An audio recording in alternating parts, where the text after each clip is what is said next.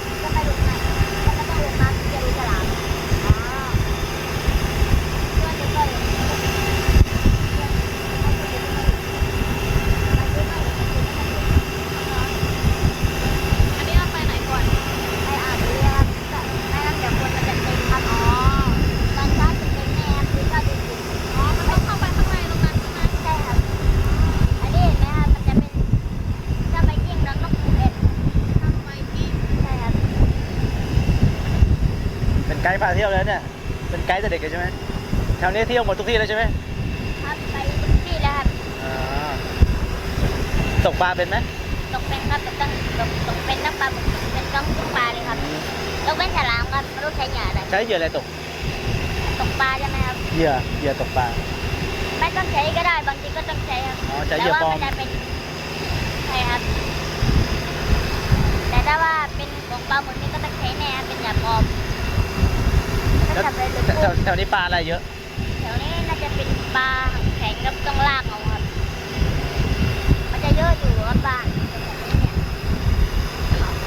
แล้วไงพี่ลองดูอ่ะพี่นั่นน่ะลองดูนั่นน่ะแล้วมันเหมือนกับเป็นรูปภาพอ่ะแล้วพี่ดูเห็นนะมันจะเหมือนเป็นรูปภาพไหนตรงไหนแล้วไงพี่ถ้าดูพี่ดูเห็นนะพี่ดูไม่เห็นก็ไม่รู้เพราะว่ามันดูไม่ค่อยชัดมืดก็ยังดูผมยังไม่รู้เลยว่าเขานอนที่ไหนนะคะเขาน่าจะนอนไหนครับนอนใกล้ที่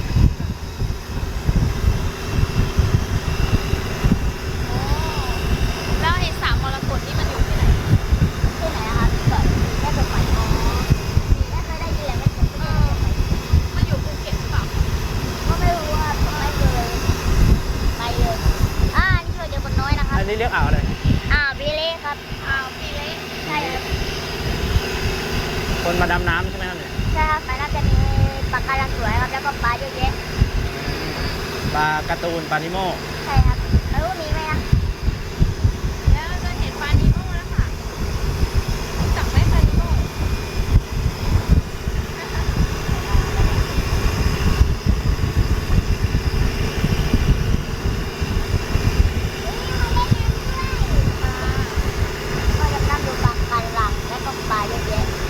น้ำลึกไหมบริเวณนี้ประมาณหลายเมตรเลยครับเคยดำน้ำลึกสุดได้แค่ไหนประมาณ10 เมตรครับไม่ต้องใช้ถังออกซิเจนเลยนะไม่ใช้ครับดับสลิงนะเหรอแล้วถ่ายรูปได้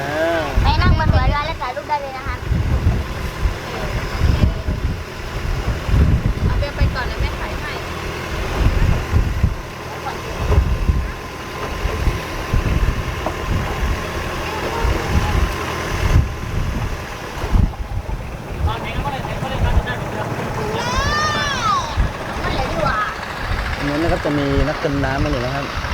เดินไปนั่งตรงนั้นนั่งตรงนู้นแต่ไม่ถ่ายให้นั่งก่อนดิเอาก่อนเลย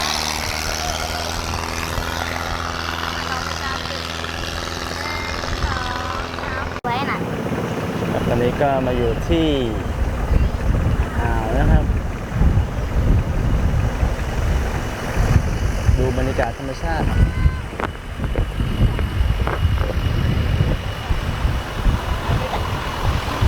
พี่บอกว่าอะไรอยู่20น้องเบลเป็นไงบ้าง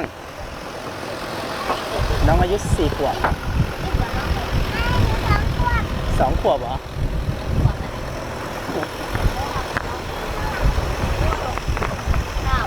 พี่9 ขวบแล้วพี่อยู่ป .5 ป่ะป .3 ป .3 เก่งนะนี่ป .3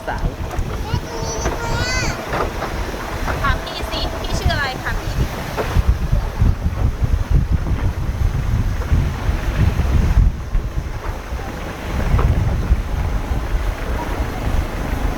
บรรยากาศธรรมชาติครับสวยงาม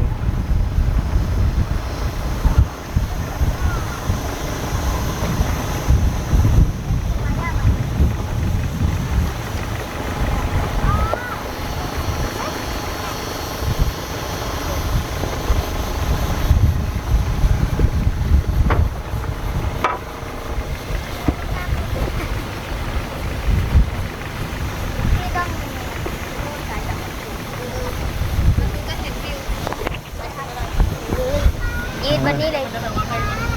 ฮะ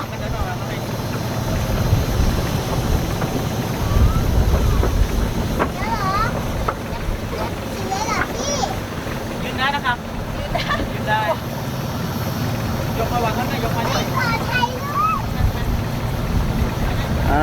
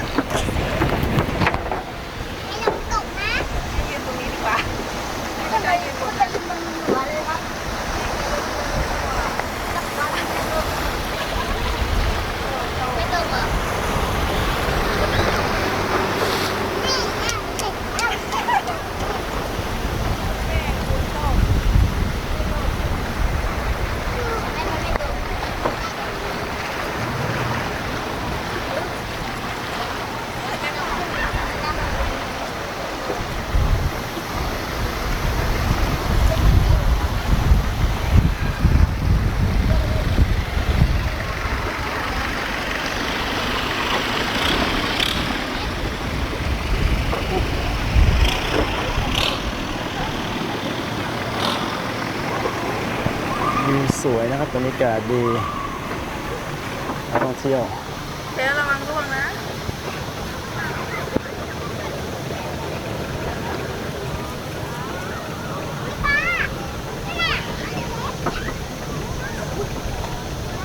โอเคหนูเขาถ่ายแบบนั้นฉันต้องเปลี่ยนชุดแล้วแหละ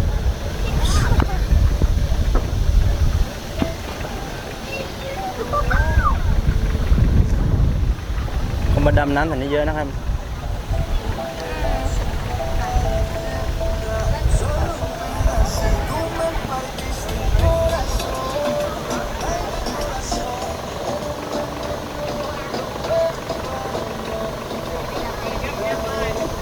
ได้นะได้เปียกที่สุดท้าย ครับครับ อันนี้ยังไม่เปียกหรอก นี่เขาดำดูอะไรกันแถวเนี้ยอามิเล่นี่เขาดำพลังมีอะไรให้ดูอ๋อแล้วเขาดำนี่เขาดำมันดูอะไรเขาเล่นน้ำเฉยอ๋อดำเล่นน้ำ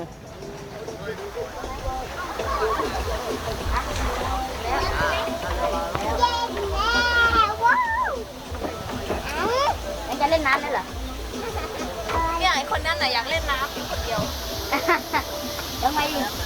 ไม่ได้เอาเล่นได้ก่อนนะ ฮะ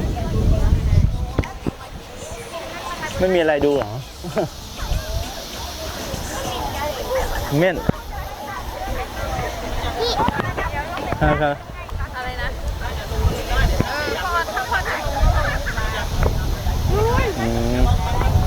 ครับได้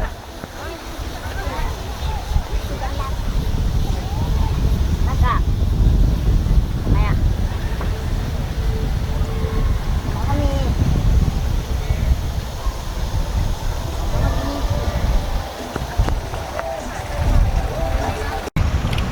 ครับต่อไปเราก็จะมาที่อ่าวมาหยานะครับ ซึ่งมีนักท่องเที่ยวเยอะมากเลยครับ ตอนนี้เรือกำลังจอดเทียบท่าอยู่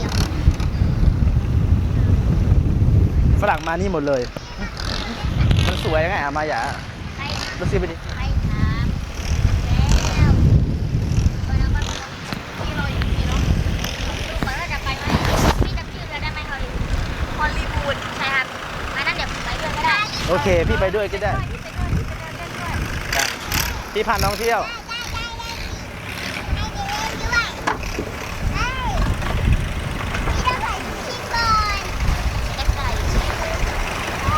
วันนี้เราจะลงเรือแล้วนะครับ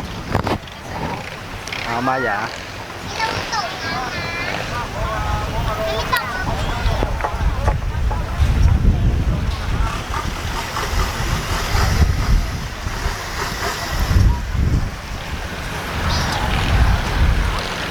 ไปกันเลยเบลพ่อขึ้นก่อนวันนี้เดี๋ยวพี่จะพาเที่ยวพี่อะไรนะ ชื่อเล่นชื่อสลีครับ ซาลี อาซาลี ป้า ไม่ต้องก็ได้เพราะแบบคนลงมาเดินจับระเบียงด้วยอาซาลีก็หมายความว่าว่าเวลา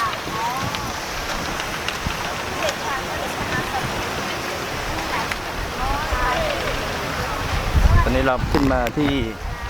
อ่าวมาหยาแล้วนะครับ ต้องขึ้นเข้าไปข้างในเทียบ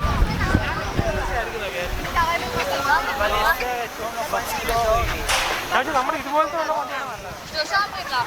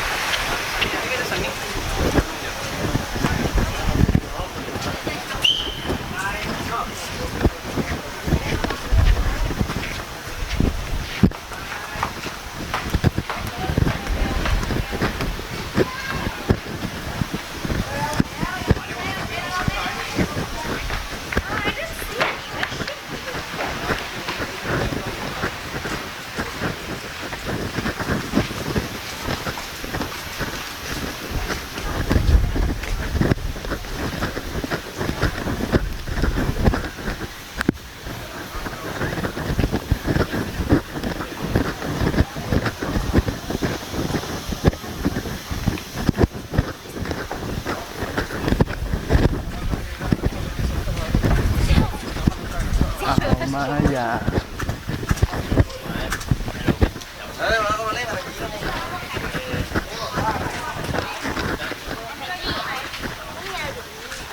แล้วก็เดินไปไม่ชื่อว่าใคร ม มีห้องน้ำด้วยนะตกไปแล้วนะ แต่ว่าตามแม่ขันด้วยนะ น้องเบลล้มลูก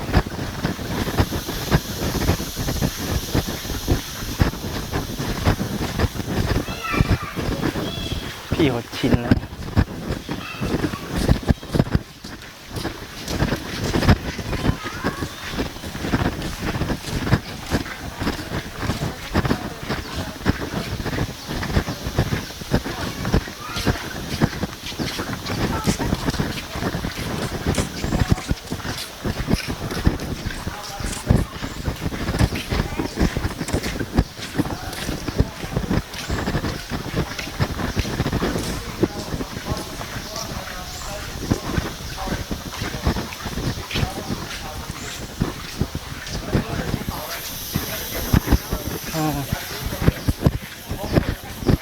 มีไก่ด้วย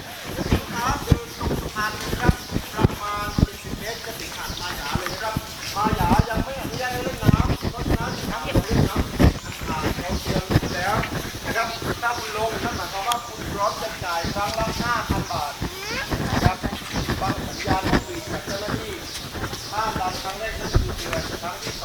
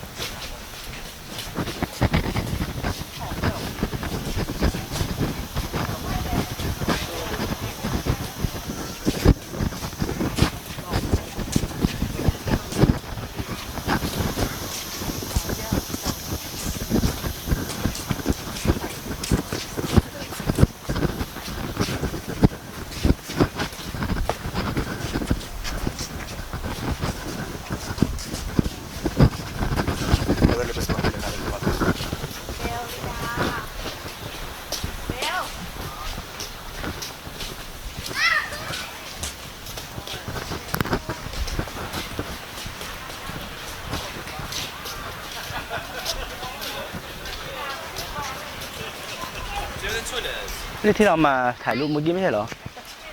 ใช่ใช่นี่ตรงนี้เราเมื่อกี้แล้วเราก็อ้อมออกไปข้างนอกคืน ที่เรามาใช่ปะที่เราถ่ายรูปไหม ฮะไม่ใช่เห็นไหม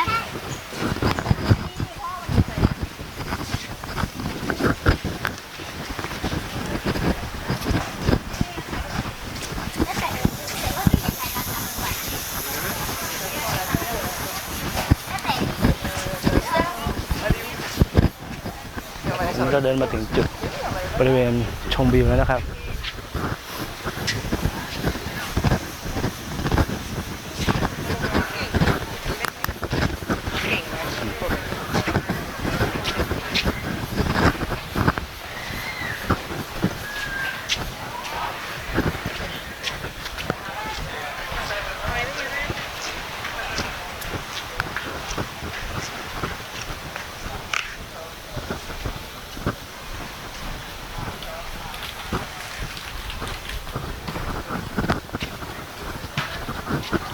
เอามาอย่า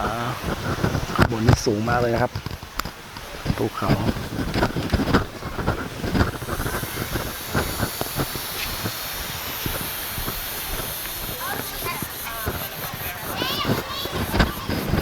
เขาห้ามไม่เล่นน้ำ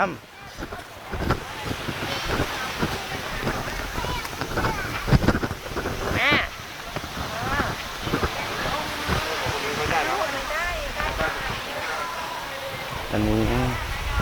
เอามาหยานะครับหาดทรายขาวว้าว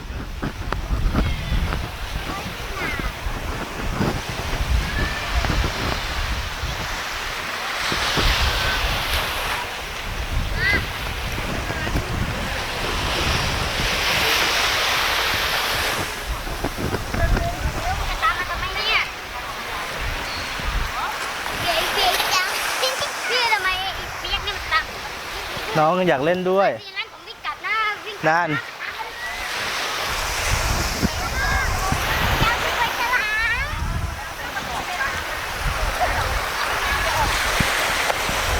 ไหนฉลามมันมีลูกฉลามไหมเหรอไอ้ดำๆมันเป็นปลานะพี่ผมบอก ไหน อ้าวเหรอปลาอะไรอ่ะ ดำๆนี่เป็นปลาใช่ไหม เป็นเพียบถ่ายรูปให้หน่อยพี่ อ๋อที่เขาไม่ให้ลงไปเล่นเพราะปลามันจะตื่นใช่ไหม ใช่ มันเป็นลูกปลาเหรอ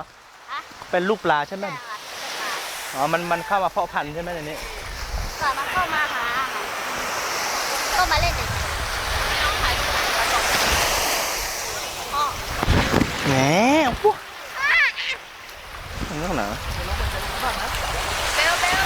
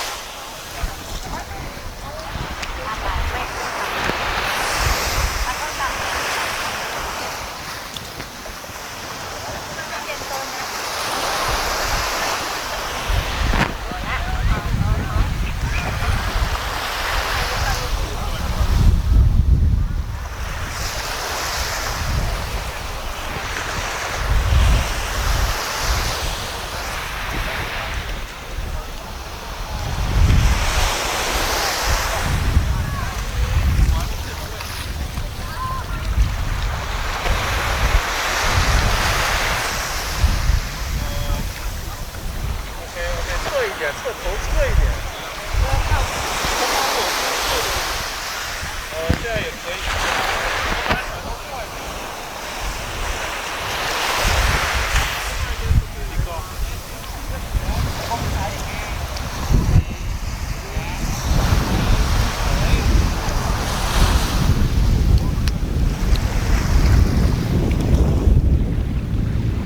นะครับน้ำใสสาวๆเยอะอ้าวไม่ใช่เดี๋ยวจะเดินไปให้สุดบริเวณชายหาดเลยนะครับชายหาดก็ยาวประมาณสัก500 เมตรได้นะครับ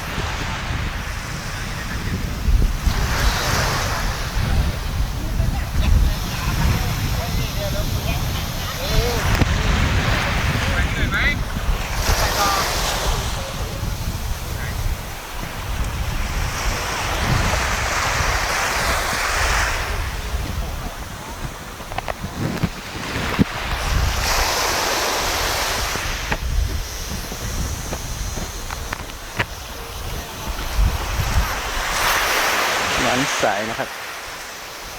คลื่นดี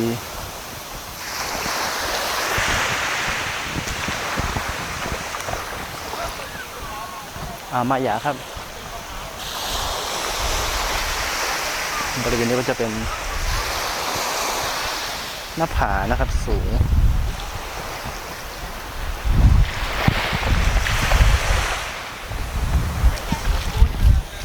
พุดเลยถ่ายได้เลย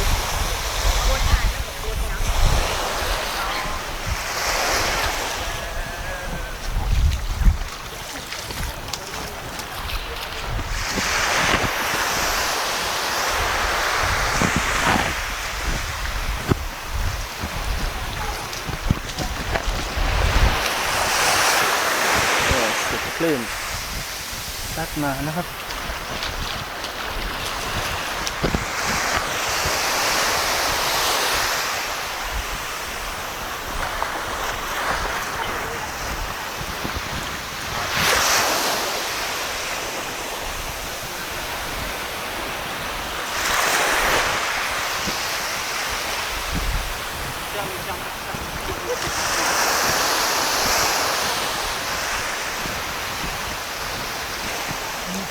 สุดเลยนะครับตอนนี้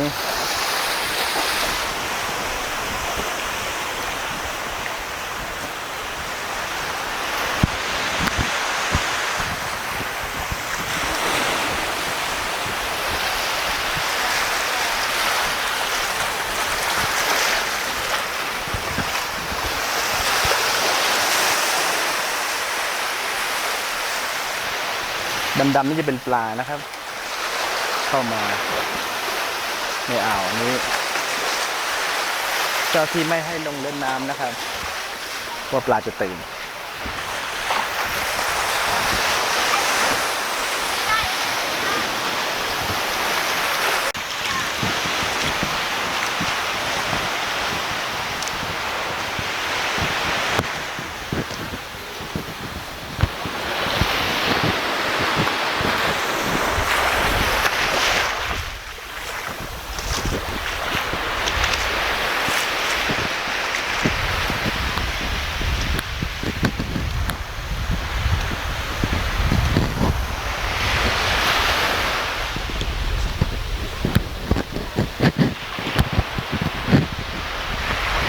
เป็นแหล่งท่องเที่ยวธรรมชาตินะครับที่กระบี่อ่าวมายาธรรมชาติไว้สวยๆนะครับให้ทุกคนได้มาเยี่ยมชมกันนะครับ ตกข้างละกันเดี๋ยวนะ1 2 3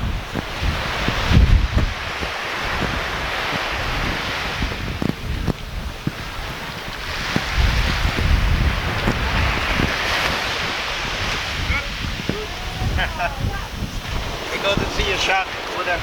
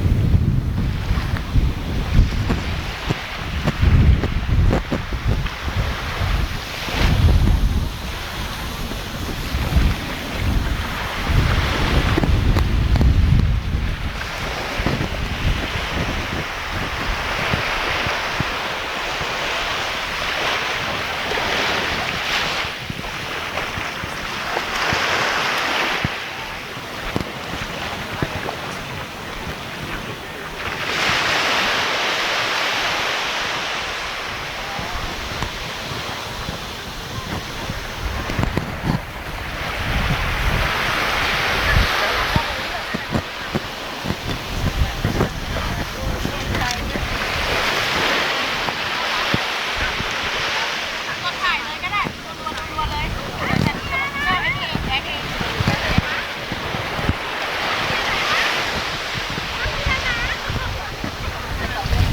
ขา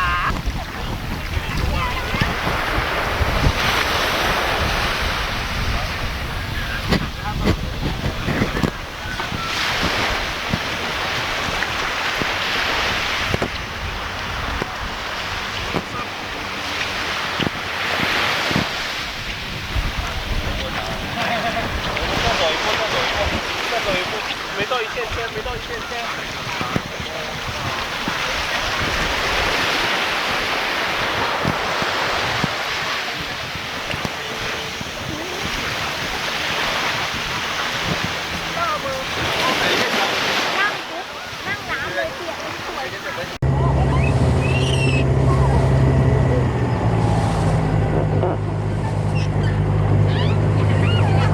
มันจะเป็นอะไรที่ไหนเป็นอะไรที่ไหนคะไม่เห็นเลยพวกนี้เหรอคะแม่หาดูเลยแล้วก็จะเรียกไปเอาเชือกปิ้วปิ้วปิ้วปิ้วปิ้วปิ้ว ไปปลา